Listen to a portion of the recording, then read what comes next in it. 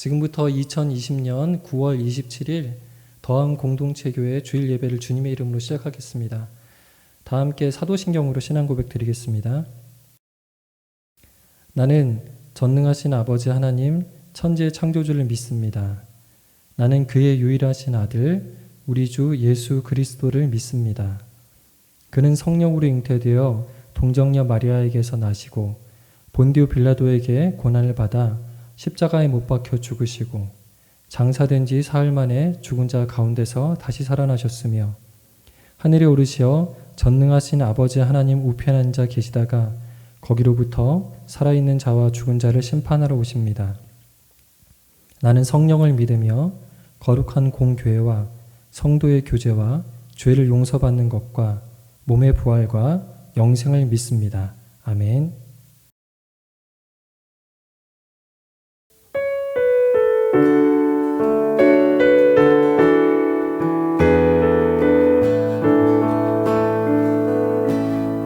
시작됐네 우리 주님의 능력이 나의 삶을 다스리고 새롭게 하네 자유하네 죄와 사망으로부터 나의 삶은 변하구나 충만하네 시작됐네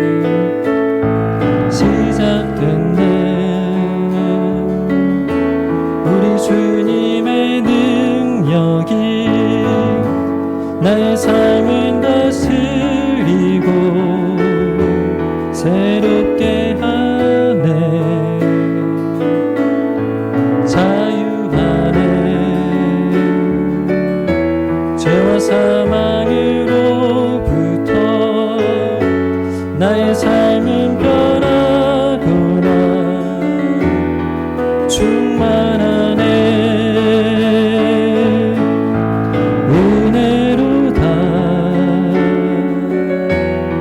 주의 은혜 한량 없는 주의 은혜 은혜로다 주의 은혜 변함없는 신실하신 주의 은혜 은혜로다 주의 은혜 변함없는 주의 은혜 은혜로다 주의 은혜 변함없는 신실하신 주의 은혜 변함없는 신실하신 주의 은혜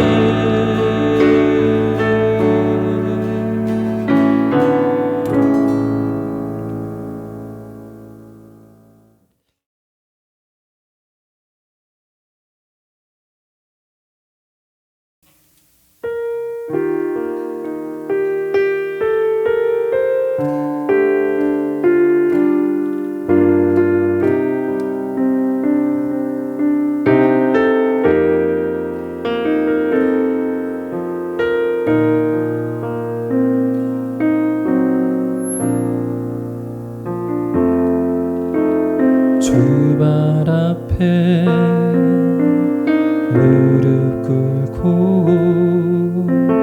그 사랑에 나 안기네 어떤 말도 그 어떤 소리도 그 발 앞에서 잠잠해지네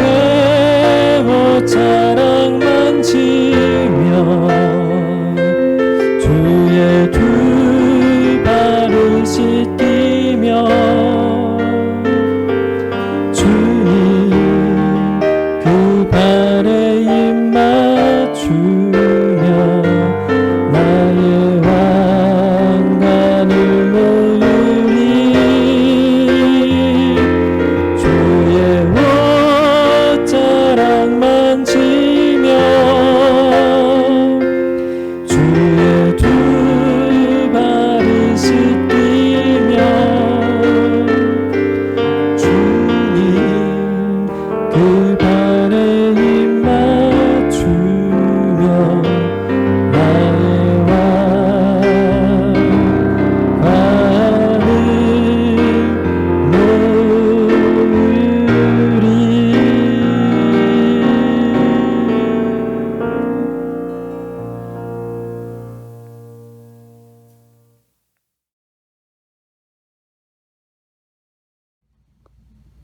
성도 여러분 안녕하세요. 못 본 지 7개월이 지나가고 있습니다. 곧 만나게 될 줄 알았다가 길어져서 당황스럽습니다. 만나고 싶은 간절함을 담아 기도문을 적었습니다. 기도하시겠습니다. 사랑과 은혜가 많으신 하나님 아버지, 마음과 생각을 종이에 적으면 기도가 됩니다. 지혜를 생각과 마음과 입술에 담아내라고 하신 전도서의 말씀들을 기억합니다.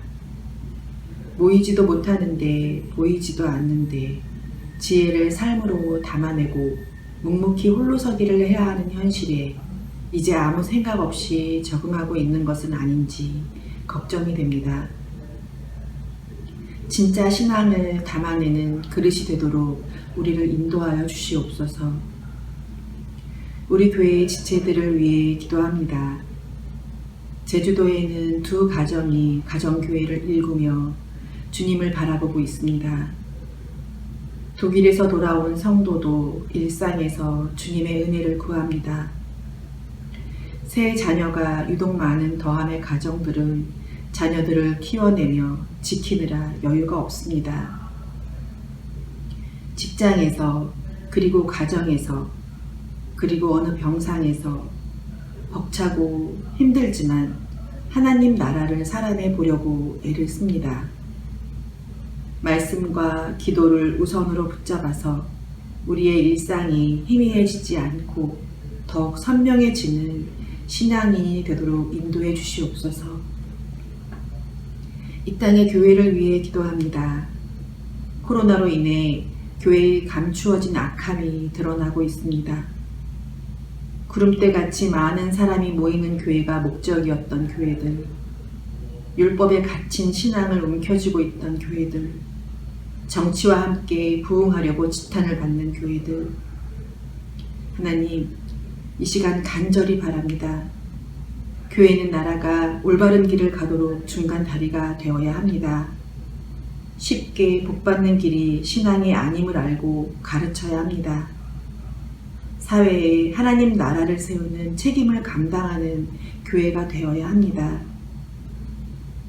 교회의 무지가 죄임을 깨닫게 하여 주시고 정의를 사랑으로 실천하여서 이 어지러운 시기에 희망이 되는 교회가 되게 하여 주시옵소서. 코로나로 인해 힘든 약자와 병상의 사람들, 그리고 치료에 앞장서 있는 사람들이 기운나게 하시고 말없이 이어지는 발길과 손길, 그리고 희생, 그 길에 우리가 있게 하여 주시옵소서. 이제 말씀을 듣습니다. 오늘의 듣는 말씀이 일상에 비춰지게 하시고 말씀의 훈계를 잘 행동해낼 수 있게 하여 주시옵소서. 하나님의 나라가 이 땅 가운데서 이루어지길 간절히 소망하며 우리를 죄에서 구원하신 예수 그리스도 이름으로 기도드립니다. 아멘.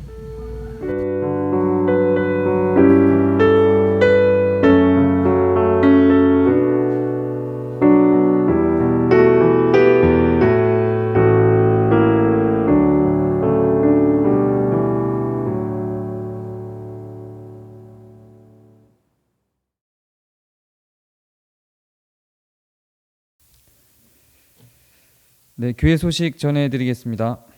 네, 오늘 예배 후에 운영위원회 정기 회의가 있습니다. 인사총회 관련된 내용으로 회의가 있을 예정이라서요. 좀 많이 중요한 회의가 될 것 같습니다. 기도와 관심을 부탁드리겠습니다. 그 사랑방별로 아마 이렇게 성기미들을 통해서 공유가 됐을 텐데요. 혹시나 이제 그 인지가 안 됐거나 카톡이 또 이렇게 그냥 위로 올라가 버렸을 수 있으니까 다시 광고를 드립니다. 그 인천시 미추홀구 용현동 빌라 화재로 초등학생 2명이 크게 다치는 사건이 있었고요. 교회 차원에서 그 두 형제에게 후원을 하고자 합니다. 그래서 후원을 원하시는 분은 교회 계좌로 입금을 해주시기 바랍니다. 입금하실 때는 이제 다른 헌금하고 구분을 하기 위해서 화재 사건 후원이라고 그 보내는 사람 이름에 화재 사건 후원이라고 적어서 보내주시면 되겠습니다. 뭐 꼭 이 화재 사건 후원이 아니더라도 조금 뭐 알아볼 수 있는, 구분할 수 있는 이름으로 보내주시면 되겠습니다. 뭐 용현동 목적 헌금 뭐 이런 식으로 해도 되고요. 네, 교회 계좌는 그 주보에 나간 대로 혹은 저 영상 예배 드릴 때 나간 그 헌금하는 우리은행 더함공동체 교회 계좌로 보내주시면 되겠습니다. 코로나가 안정될 때까지 정부 지침을 잘 따라주시고요.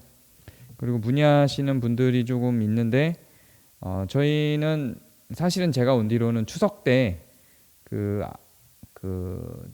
추도 예배를 할 수 있는 그런 자료들이 나간 적이 없어요. 올해도 여전히 나가지 않습니다. 그리고 이제 다음 주가 그 추석하고 좀 연결돼 있는 주간이잖아요. 이제 청자년 예배는 동일하게 제공이 되는데요. 중등부 예배는 원래 이제 3주 전부터 중등부 예배가 시작이 됐고요. 중등부 예배는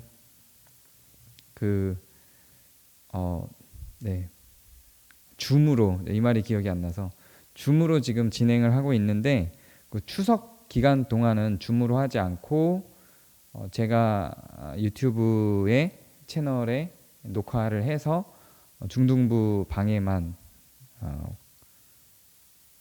올리도록 하겠습니다.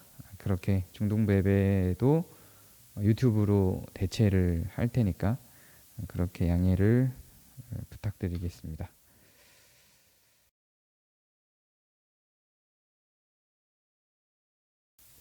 네, 하나님 말씀 함께 보시겠습니다. 오늘은 요한복음 4장 20절부터 24절까지입니다. 요한복음 4장 20절부터 24절까지 함께 보시겠습니다. 그 교독을 한번 했었는데 그냥 제가 쭉 읽는 게 더 좋다고 하더라고요. 제가 그냥 쭉 읽도록 할게요. 우리 조상들은 이 산에서 예배하였는데 당신들의 말은 예배할 곳이 예루살렘에 있다 하더이다. 예수께서 이르시되 여자여 내 말을 믿으라. 이 산에서도 말고 예루살렘에서도 말고 너희가 아버지께 예배할 때가 이르리라. 너희는 알지 못하는 것을 예배하고 우리는 아는 것을 예배하노니 이는 구원이 유대인에게서 남이라. 아버지께 참되게 예배하는 자들은 영과 진리로 예배할 때가 오나니 곧 이때라. 아버지께서는 자기에게 이렇게 예배하는 자들을 찾으시느니라. 하나님은 영이시니 예배하는 자가 영과 진리로 예배할지니라. 아멘.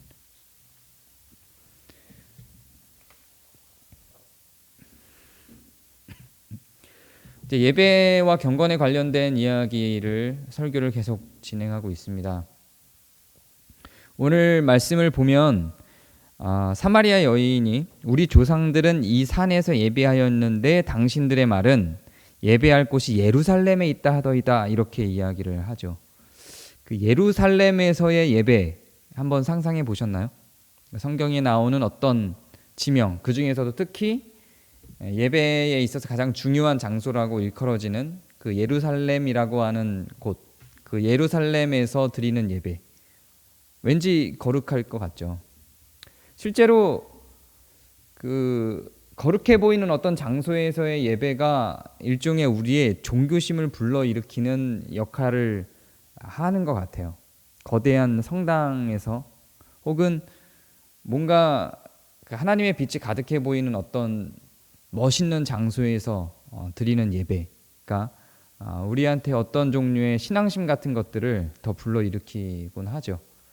그리고 온라인으로 사실상 화면에서 드리는 예배보다 우리가 현장에 모여서 어떤 형식을 갖추고 형틀을 갖추고 드리는 예배가 더 하나님이 받으시지 않을까, 이런 생각이 들 만한 어떤 마음의 그런 신앙심을 조금 더 불러일으키는 효과를 갖고 오는 것 같습니다. 그건 부정할 수 없는 사실인 것 같아요.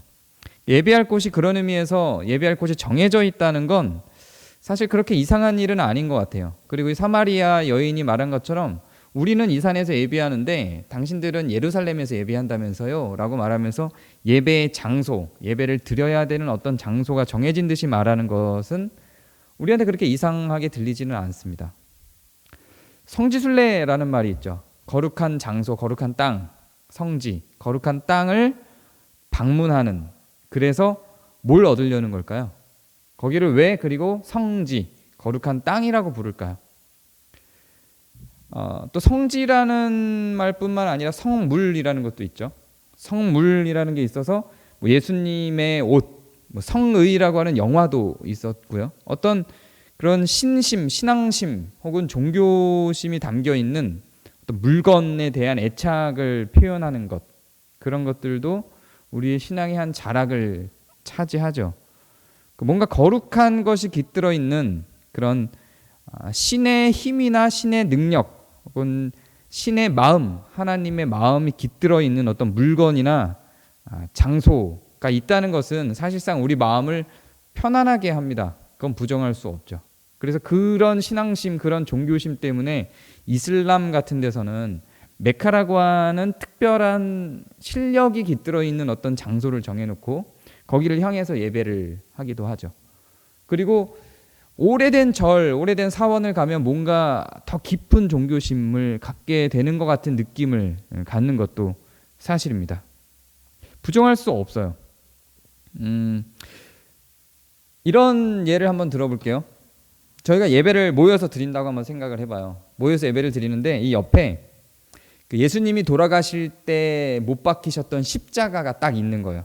제가 어떻게 그걸 구해와서 예수님이 못 박히셨던 십자가입니다라고 소개하면서 실제로 이게 뭐 제가 거짓말하는 게 아니라 막 방송에도 나오고 예수님이 못 박히셨던 십자가가 발견됐어요 이러면서 나왔던 그 십자가를 딱 옆에다 놓고 우리가 예배를 한번 드린다고 생각을 해보죠. 여러분의 관심이 어디를 향해 갈까요? 이게 설교가 들릴까요?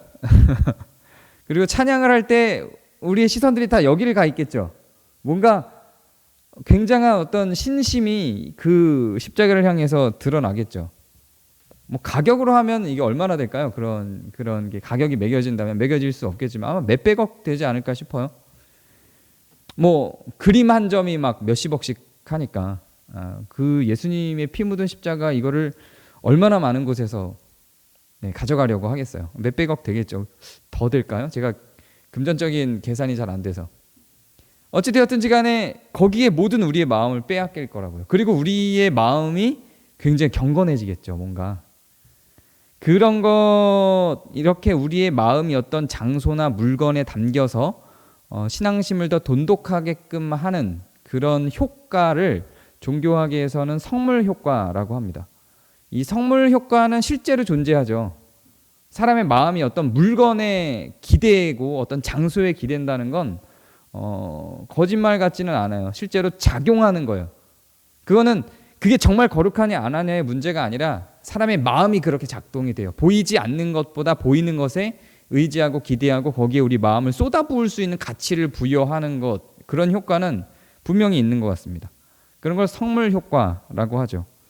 그러나 이 종교심은 성물 효과로는 설명이 되는 것 같은데 성경이 이야기하고 있는 신앙 혹은 경건이라고 하는 것은 이 성물 효과하고는 매우 다릅니다. 사실 성경은 그런 어떤 물건의 하나님의 능력이나 우리의 신앙심이 깃들여지는 현상에 대해서 썩 그리 좋게 생각하지 않습니다. 그럴 리가 없다 이렇게 생각할지 모르겠어요. 왜냐하면 하나님이 성막을 짓게 하셨고 성전을 짓게 하셨으니까요. 그러면 그 안에는 하나님이 거하시는 곳이라고 성전을 짓게 하셨는데 그럼 그거는 어떻게 받아들여야 하느냐. 그런 거룩한 장소라는 개념이 즉 성물 효과라고 하는 어떤 현상적인 종교학적인 접근이 아니라 실제로 그 안에 하나님의 영이 임하신 거 아니냐, 이렇게 생각할 수 있죠. 근데 하나님은 제가 계속 강조하는 것 중에 하나인데 어디든지 계세요. 나이트클럽에도 계시다니까요. 화장실에도 계시고요. 안 계신 곳이 없죠. 죄송합니다.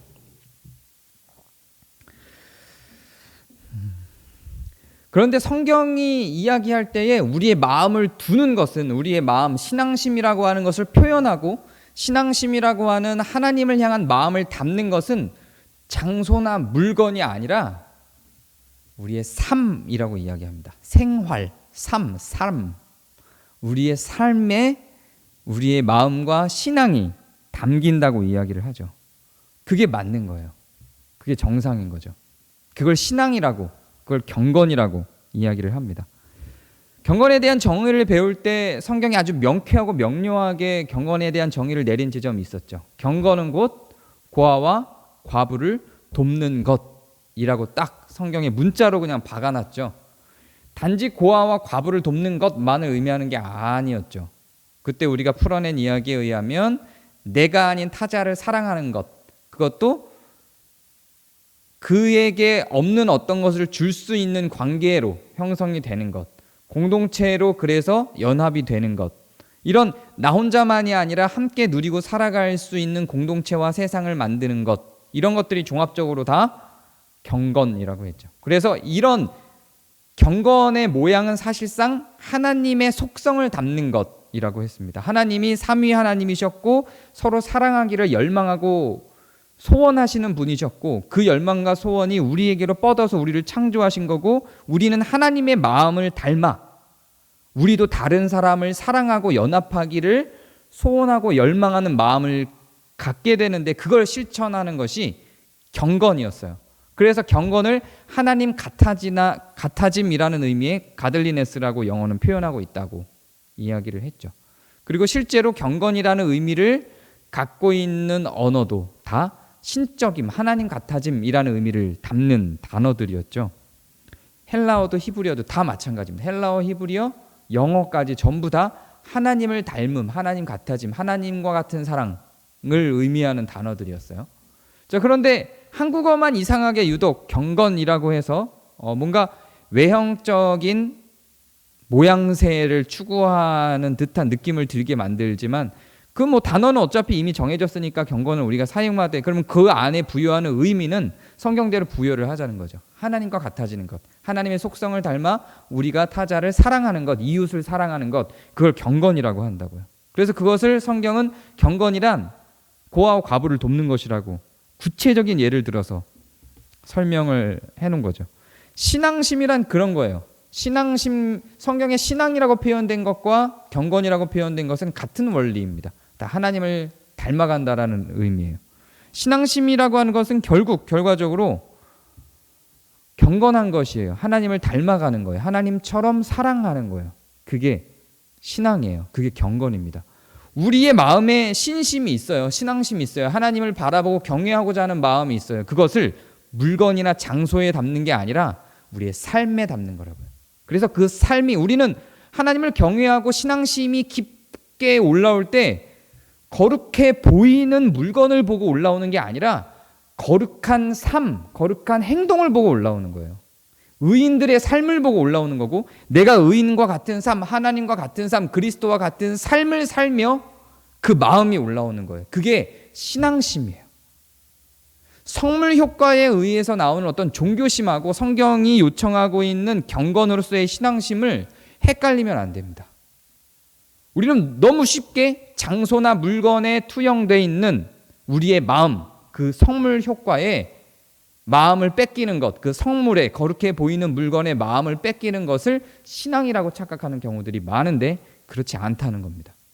진짜 신앙은 삶을 보고 드러나는 거고, 삶으로 살아가며 나타나는 거고, 거기에서 우리의 신앙심이 솟아나는 겁니다. 오늘 본문에 등장한 사마리아 여인은 예배 장소를 물어보죠. 내 조상들은 이 산에서 예배했는데 유대인들은 예루살렘에서 예배를 하더이다, 이렇게 이야기를 합니다. 왜 그런 걸 물어볼까요? 그것이 거룩한 곳이라고 생각을 했기 때문이죠. 성물 효과를 누리고 있었던 거고, 더 좋은 성물 효과를 누릴 수 있는 곳에 대해서 선지자로 여겨진 예수님께 질문을 한 겁니다. 더 거룩한 곳이 어딥니까 하는 성물 효과에 대한 질문이었어요. 근데 예수님은 그렇게 거기에 맞춰서, 사마리아 여인이 물어본 것에 맞춰서 대답하지 않았죠. 그래, 어떤 장소가 더 거룩하다 이렇게 이야기하지 않았죠. 완전히 그걸 깨버렸어요. 성물 효과를 확 깹니다. 확 깨시면서 이 산에서도 아니고 예루살렘에서도 아니고 이 산도 예루살렘도 아닌 곳에서 다 말고 너희가 아버지께 예배할 때가 온다 이렇게 말씀을 하세요. 예배는 어떤 장소에서 드리느냐가 중요한 게 아니라 아버지께 드리는 거다 이렇게 이야기를 하는 거예요. 예배가 뭔지에 대한 본질을 설명을 하죠. 장소가 중요하지 않다고 이야기를 하신 겁니다. 성물 효과를 깬 거예요. 이렇게 명료하게 설명했는데도 불구하고 우리는 예루살렘 성, 그럼 뭔가 뜨거워지는 게 있죠. 시온 산 이러면 이렇게 막 뜨거워지는 게 있죠. 근데 그건 다 허상이에요. 장소에 거룩함이 임하지 않습니다. 우리의 삶에 거룩함이 임합니다. 그리고 하나님은 예배를 어떻게 설명을 하냐면, 하나님은 영이신 예배하는 자가 영과 진리로 예배한다 그래요. 자, 근데 여기서 이제 갈등이 시작이 됩니다. 지난주에 제가 설교할 때는 분명히 영적 예배란 이렇게 얘기를 했어요. 그러면 영적 예배는 없다 그랬잖아 이렇게 얘기를 했는데, 영적 예배가 없다 그런 게 아니라 그 본문이 의미하는 바가 영적 예배가 아니라 타당한 예배다라는 이야기를 지난주에 했습니다. 그럼 영적 예배는 없느냐? 있습니다. 오늘 본문에선 영으로 드리는 예배가 분명히 나오죠. 그러면 지난주에 설명할 땐 타당한 예배로 드려야 된다고 얘기하면서 예배의 주관자가 영적인 권위를 가진 자로서만 몰아져 가면서 예배를 설명하기 때문에 예배를 주도하는 자는 마치 영적인 권위가 있어 보이는 것과 같은 목회자에게 주목되게 되고, 그러다 보니 사실은 실천적이거나 삶에 있어서, 생활에 있어서 우리의 사랑을 확인할 수 있는 구조가 아니라 은사주의의 성령 운동에 기반한 예배로 흘러갔다 이렇게 얘기를 했어요. 마치 영적인 예배, 영으로서 드리는 예배에 대한 내용을 거부하는 것 같은 그런 이야기를 했죠. 그런데 오늘 내용도 사실은 그렇습니다. 여기서 영과 진리로 예배를 드린다라고 분명히 얘기를 했죠. 최소한 성물 효과를 누리는 장소에 연연한 예배는 아니라는 이야기예요. 그러면 그 영과 진리가 의미하는 것이 무엇인가, 영과 진리로 드리는 예배란 무엇인가를 조금 확인하면서 살펴보도록 하겠습니다. 요한일서 5장 6절에는 진리를 설명할 때 성령이라 그래요. 사실은 영과 진리라고 할 때 영과 진리는 그냥 진리라고 보면 맞아요. 영과 진리가 함께 나타나는 장소, 성령과 진리가 함께 나타나는 장소는 거의 그냥 한 용어처럼 통합돼서 사용이 됩니다.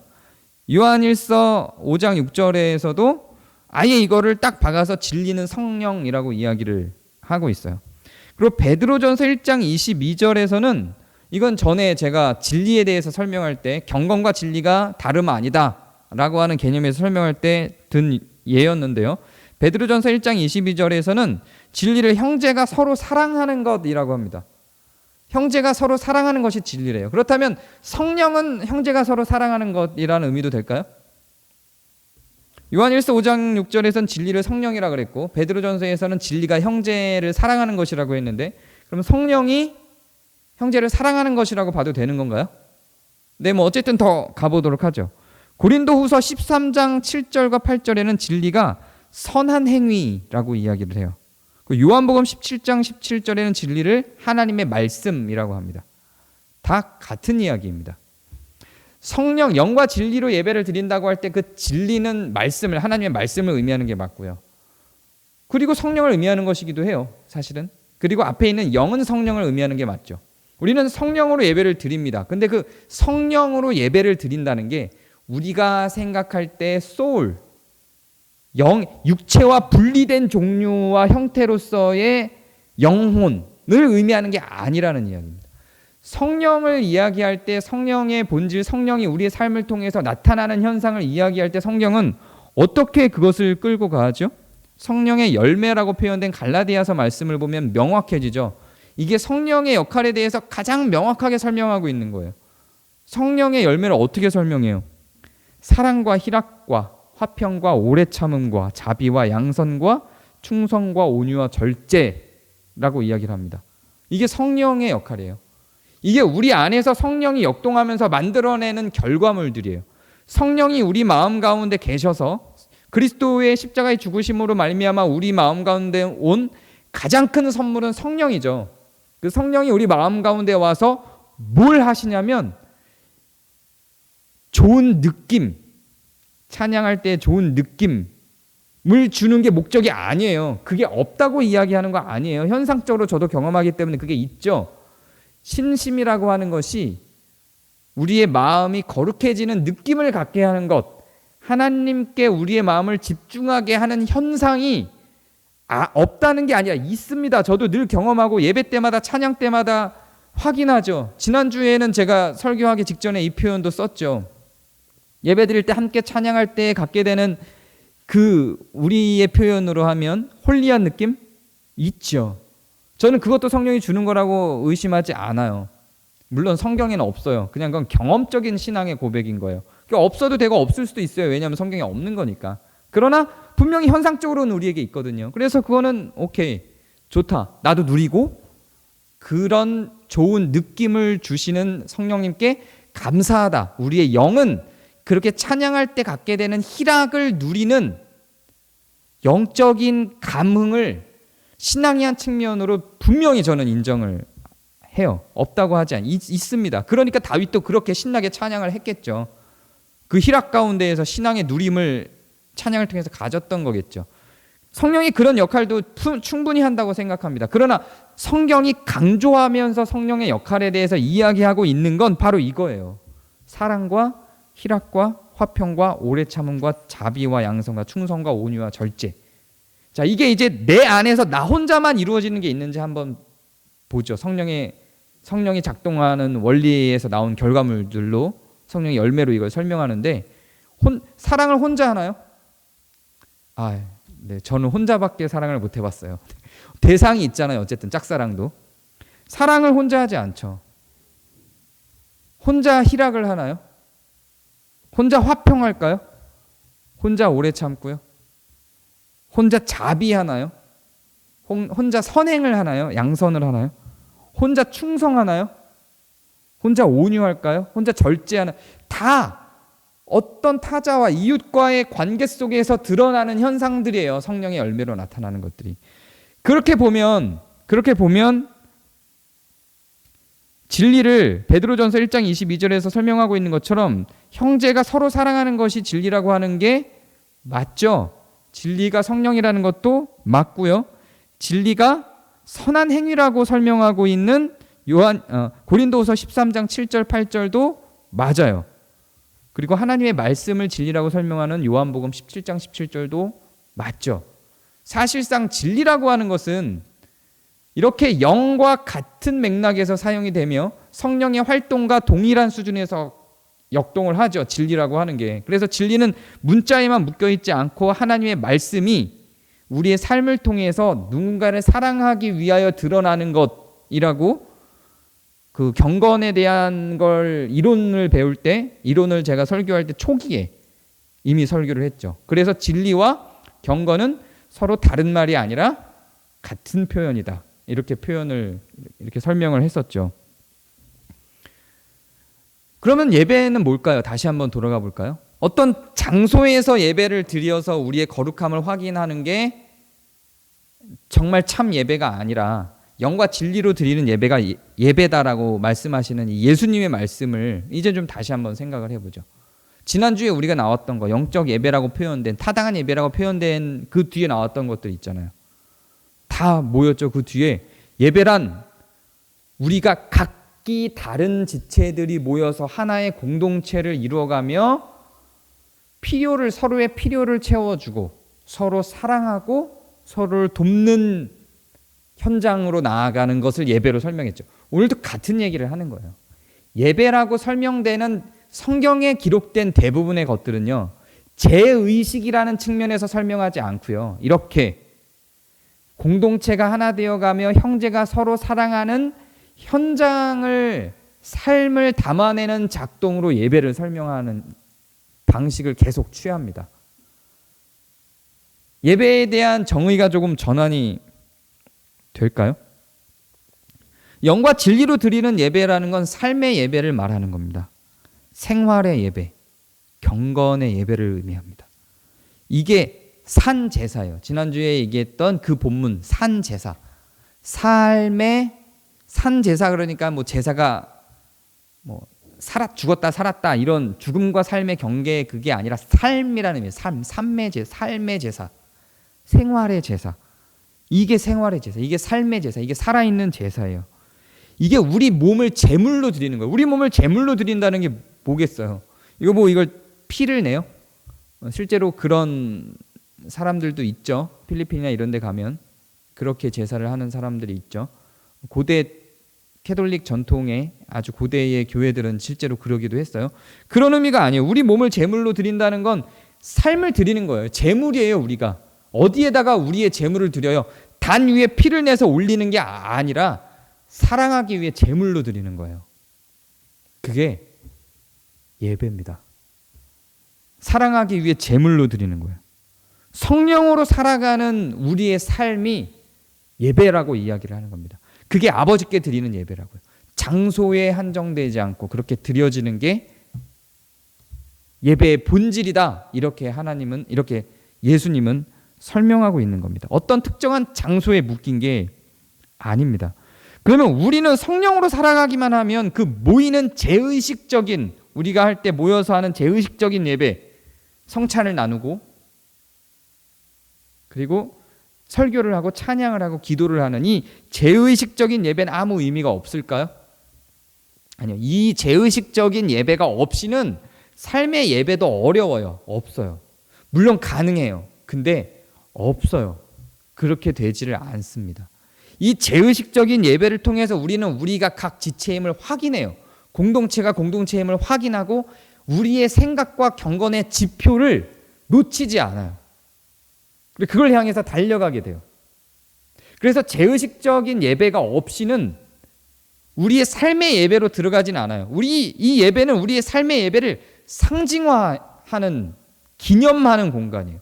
예수님은 이 기념, 경건에 대한 상징화와 기념을 매우 중요하게 생각하셨던 분이에요.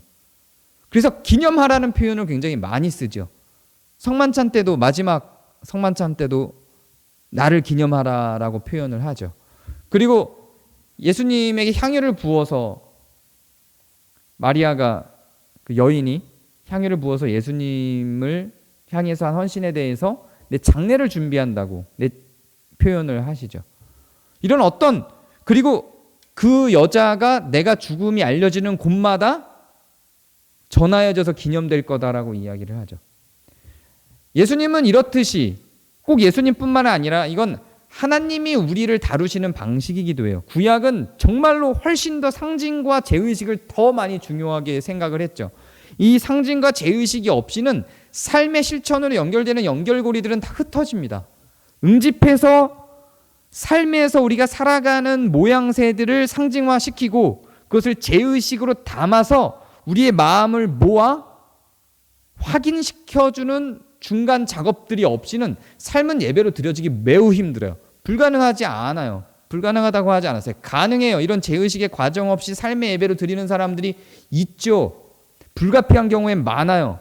아랍 같은 데에서 복음을 전하는 선교사님들은 제의식을 가질 수가 없어요. 그냥 살아갈 수밖에 없어요. 삶의 예배로 그냥 연속할 수밖에 없는 환경과 상황들이 있습니다. 그러니까 그거를 딱 잘라서 제의식은 필수적인 거다라고 할 수는 없어요. 삶의 예배와 제의식 둘 중에 어떤 게 더 중요하냐라고 할 때는 당연히 삶의 예배죠. 그러나 이것의 존속성을 위해서는 그것이 담겨져 기념하고 우리의 마음을 다지는 제의식이 필요합니다. 그래서 그 안에서 무엇을 삶에서 살아내야 될지를 배우고, 배움이 없이는 기독교는 앞으로 나가지 못합니다. 기독교의 가장 중요한 요소 중에 하나가 배움, 깨달음, 적용이에요. 이게 이 과정이 없이는 사실상 기독교가 앞으로 나아가 경건한 삶과 생활이 살아나는 게 기독교의 본질인데, 그 전에는 배움과 깨달음과 적용과 나눔에 대한 내용이 없이 삶으로 바로 적용될 수 없어요. 그래서 말씀으로 다짐하고 나누고 실천하고 하나님께 감사하며 찬양하며 하나님과 직접적인 소통을 하고, 그 소통도 일종의 저는 기념과 상징이라고 생각을 하는데요.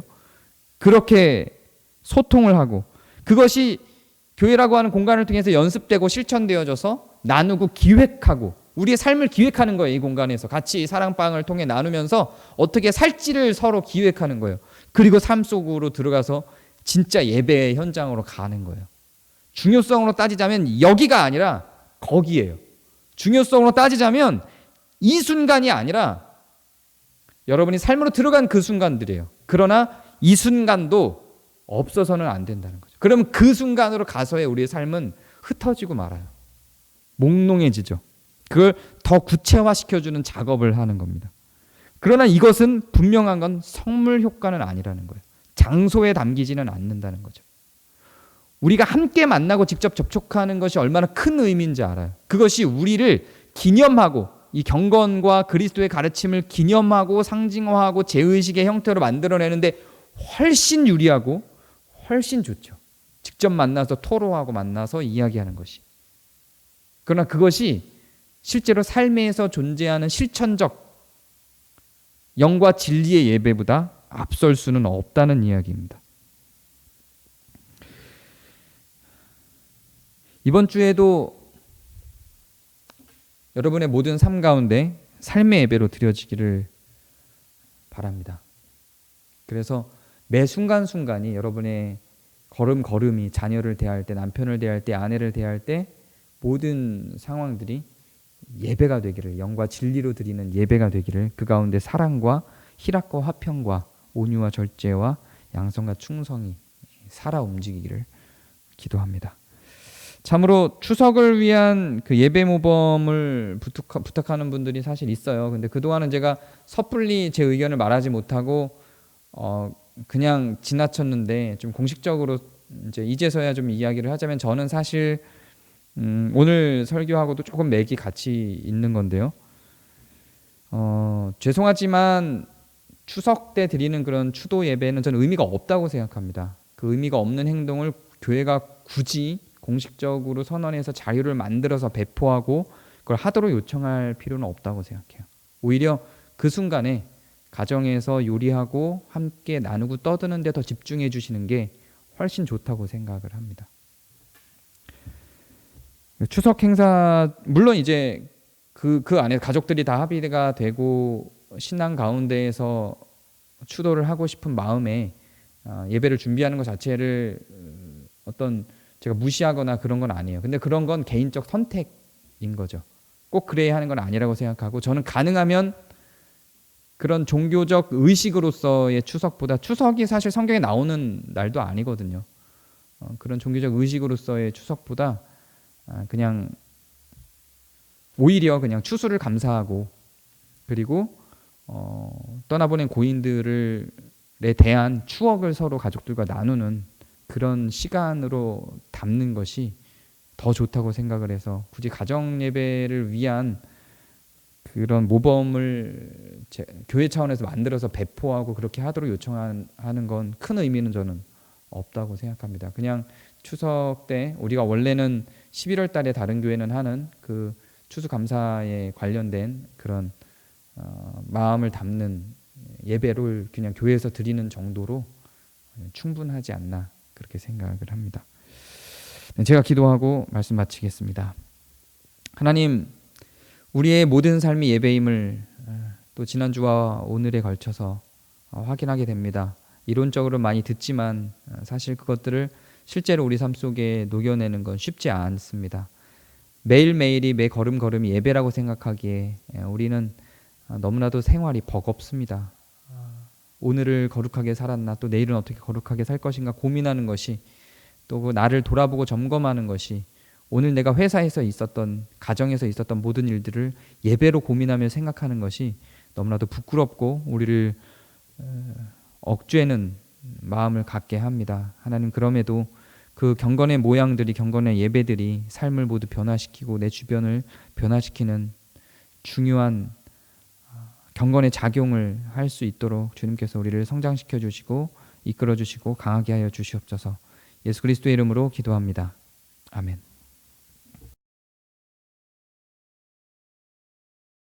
우리 함께하는 기도를 드리겠습니다. 네. 사실 뭐 기도하고자 하는 게 너무 많죠. 너무 많은데 교회 성도들의 개인적인 것부터 시작해서 나라, 교회 너무 많아요. 정말 중요한 것들만 이 시간 다 할 수는 없으니까 중요한 것들만 좀 나누면서 기도를 하겠습니다. 먼저 코로나 백신이 속히 나와서 생활이 정상화될 수 있도록 기도를 계속 해주시고요. 계속 하던 기도대로. 그리고 아마 이번 주간이나 다음 주간에 걸쳐서 진행이 될 텐데 정부 2차 재정 지원이 이제 나오는데요. 필요한 곳에 잘 사용될 수 있도록 그리고 잊지 마시고 필요한 분들은 지원해서 받으시고요. 그게 적절히 사용될 수 있도록 기도해 주세요. 그리고 우리나라와 교회들의 부정부패가 없어질 수 있도록 나라를 위해서 더불어 기도해 주시기 바랍니다. 우리 코로나 상황과 나라가 안정되고 교회가 안정될 수 있도록 함께 기도해 주시기 바랍니다. 기도하겠습니다.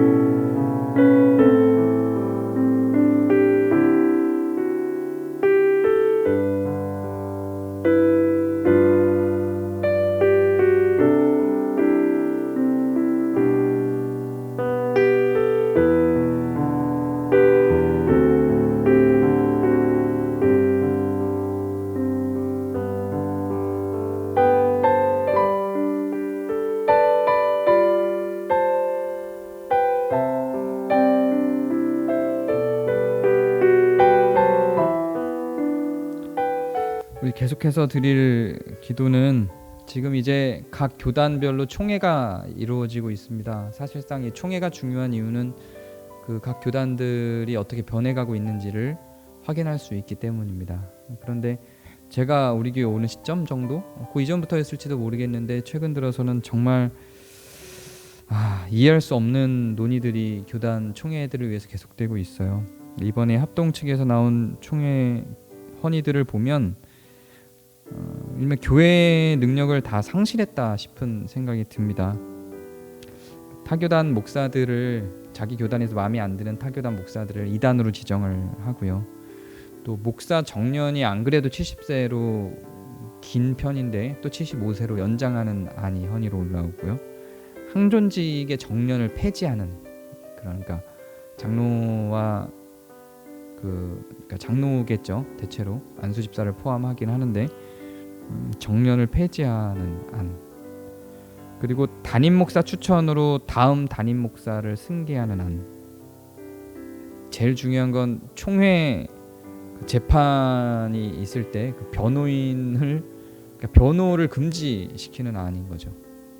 그냥 총회가 결정 내리면 그대로 따라라, 거기에 대해서 변호도 하지 말라는 거죠. 네, 이런 너무나도 몰지각하고 탐욕에 가득한 안건들을 중심으로 회의를 해요. 그러니까 뭐 국회에서 국회의원들이 자기들 월급 올리는 거하고 크게 다르지 않은 그런 행태들이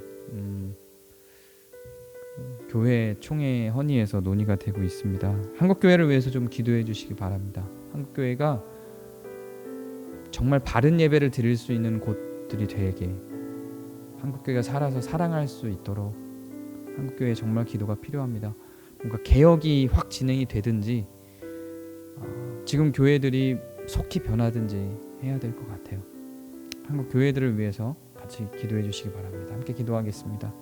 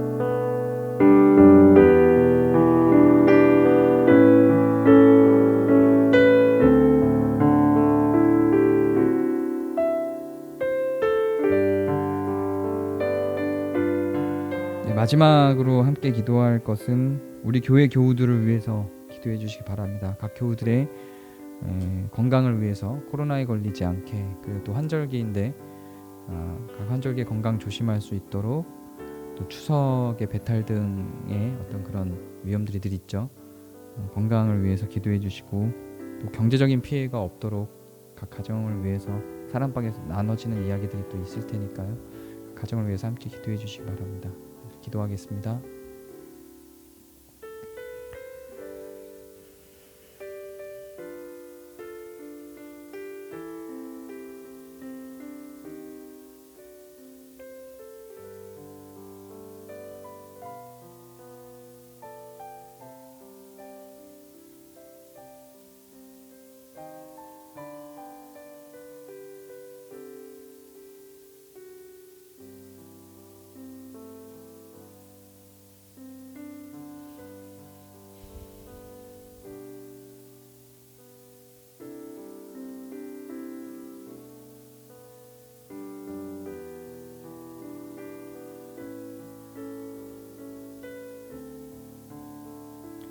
예수님의 이름으로 기도합니다. 아멘.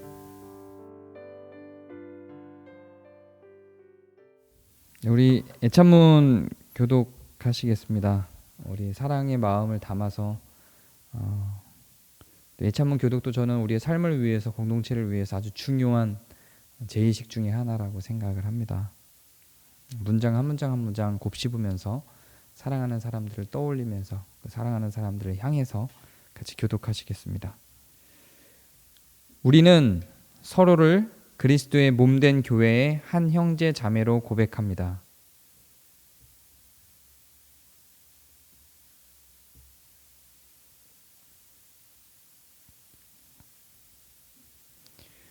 우리는 우리 자신의 일만 돌보지 아니하고 서로를 돌아보며 서로의 짐을 지어주고 서로를 기쁨으로 도와줄 것입니다.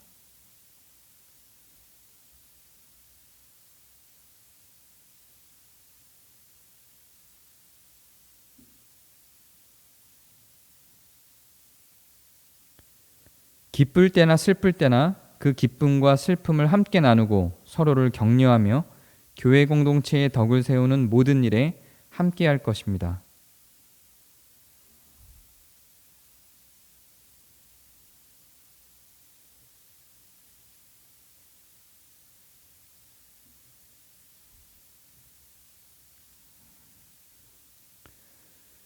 우리는 또한 우리에게 베푸신 하나님의 풍성한 사랑을 우리의 이웃과 더불어 나눔으로 하나님께 영광을 돌릴 것입니다. 같이 읽습니다.